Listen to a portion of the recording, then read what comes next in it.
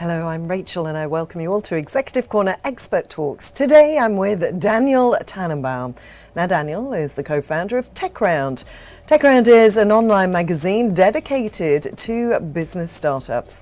Here at Kalkine we bring you business leaders to help you understand the insights of the stock market. Welcome to you, Daniel. Great to have you on today.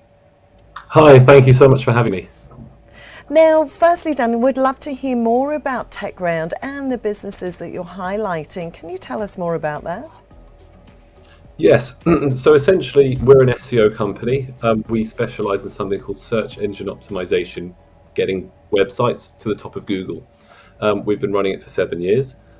We set up TechRound as a way to showcase our clients, to say, look, we got you this great piece of PR. We've been mentioned in the top 20 startups to watch in the UK, which of course we put together. But my business partner and I seemed to have a bit of a eureka moment when we saw some of these pieces do really well on social media. So for about the last 4 years, we've just been throwing everything at TechRound. And today it's actually emerged as pretty much one of the largest kind of startup news sites in the country. Every startup and entrepreneur in the country knows TechRound.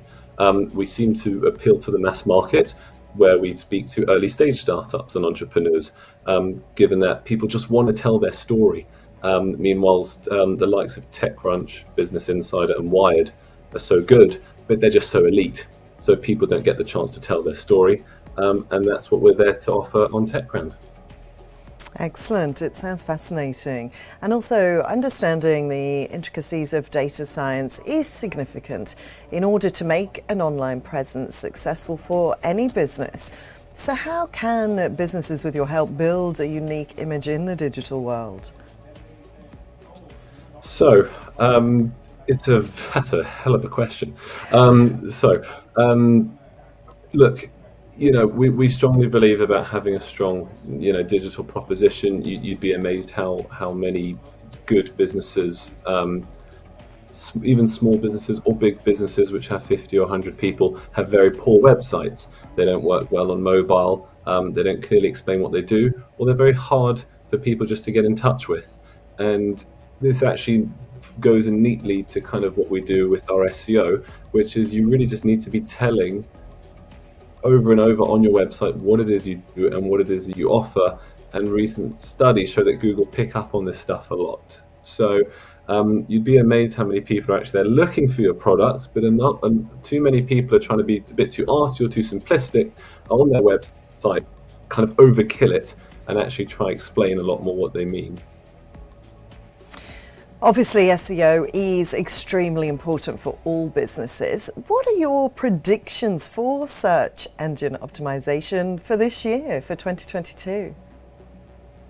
So, one of the most interesting developments is actually Google Business. It has different names. Some of it's called Google My Business. It's actually officially being changed by Google to something called Google Bifile.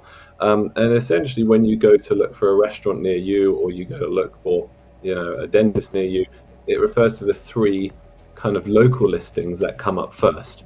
It looks great on a mobile, you see some star reviews, and you see a phone number you can just kind of click with your thumb and call them. Now, Google is giving more and more presence to this, this appearance, this kind of, I guess, snippet, as you'd call it in the SEO world.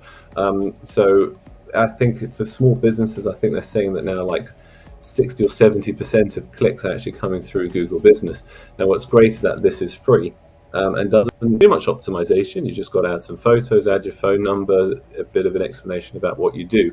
So with that now getting more visibility on Google searches, that has got to be something that people have got to put more time into. And that's got to be big for 2020. But beyond that, there's nothing really like overwhelmingly sticking out that people are waiting for. The same kind of good SEO kind of techniques still apply as before, whether it's being very good on mobile, having good site speed, and content is always so important. And touching on my previous point, you really have to now, I think, explain what you do in longer kind of pages. There's nothing wrong with having a very long page today. There's nothing wrong with explaining over and over what you do, even if it means kind of stating the obvious, but it is actually very helpful for Google search engines and other search engines too. We're all hearing a lot about the Metaverse now. What are your thoughts on the Metaverse? So, metaverse, just as a quick definition, refers to this kind of digital world where essentially you can buy things once you actually go in it. You use your headsets, and then you're in this world. But amazingly, people are paying big money for properties or art or anything which is actually not physical, but it's in this digital world called metaverse. So I don't think it's new. I think once we start talking about it, kind of opening the mainstream, it means that it's doing the rounds. It means that it is out there. I think there's a lot of money to be made in it if you're willing to invest in something. The only problem is that the average consumer doesn't have 6 figures or 7 figures to just randomly invest in something. But I think it's worth exploring. I think it's interesting if you can invest in it or get involved in it in a very safe way. I think lots of scams are going to start to emerge. But I think it's something that will become big in time. You will hear of metaverse millionaires. But it's just something right now where if you're going to put in 50,000 or 100,000 pounds, you just have no concept of what it might do. So it's something to maybe keep an eye on, but also approach with caution. And you mentioned scams there within the metaverse. Now, obviously, cybersecurity is one of the most significant aspects to be taken care of in the tech world. What are your insights on how to optimize cybersecurity currently? Yes, so cybersecurity is often overlooked because it's something you can't really see, smell, or feel. It's just one day you walk into your office and find out that all your computers have been taken over, all your emails been, breached, and information has been leaked, which is very dangerous and very scary for businesses big and small. So I think every business owner needs to take a moment and say, look, what are my risks here? What can I do to kind of protect myself? Do I have insurance in place? And it's something you need to kind of create as a culture throughout your organization. You need to be explaining to people, look, if you're going home, if you're working remotely, you need to leave your laptop hidden after hours. You need to be using things like VPNs. You need to be double checking what emails you're sending out, and also double checking what emails you receive and click on. So I think it's something that people now really need to be aware of. I don't think they're aware of it enough. I think some government kind of policies that need to be rolled out that force people to actually address it and make sure that in their companies they have policies and they are adhering to them.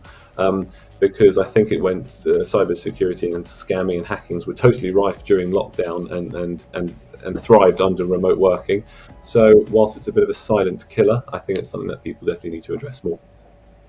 Absolutely. There's some great tips you've given there, Daniel. Thank you so much for your time today. It's been fascinating to chat with you. Oh, thank you so much. I'm really touched by this opportunity. It's like 11 o'clock at night here, so I'm about to go to bed. But thank you. I also want to give a shout out to my grandpa Harold, who lives in the Gold Coast. I know he'll be watching this, so thank you very much. Oh, lovely. Well, thank you very much. Thanks for staying up for us. And it's been great to chat with you. Good luck for the future. With that, I will sign off for now, but watch this space for more. Until then, stay apprised and invest wise with Kalkine.